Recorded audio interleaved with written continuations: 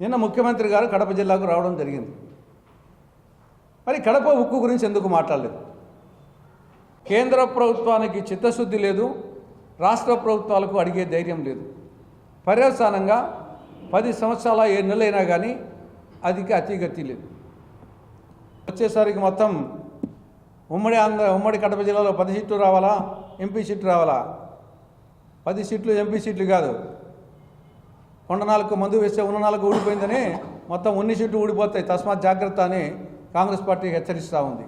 జిల్లాలో ఇదే గతంలో చంద్రబాబు నాయుడు ముఖ్యమంత్రిగా ఉన్నప్పుడు సంపద కేంద్రాలను ప్రతి పంచాయతీకి ఒకటి బిల్డింగ్ ఏర్పాటు చేశారు. గ్రీన్ అంబాసిడర్స్ అని కొందరిని నియమించారు. దాని తర్వాత జగన్ ప్రభుత్వం వచ్చిన తర్వాత అవన్నీ మూలబడిపోయినాయి. ఇప్పటికీ ఈ ప్రభుత్వం వచ్చి 7 నెలలు అయింది. సంపద కేంద్రాలు ఏ పంచాయతీ చూసినా దరిద్ర కేంద్రాలుగా దర్శనమిస్తున్నాయి. ముందు నిజంగా మీకు స్వచ్ఛాంధ్ర ప్రభుత్వ చిత్తశుద్ధి ఉంటే ఆ సంపద కేంద్రాలను ముందు ఓపెన్ చేయండి, ఫంక్షన్ చేయించండి.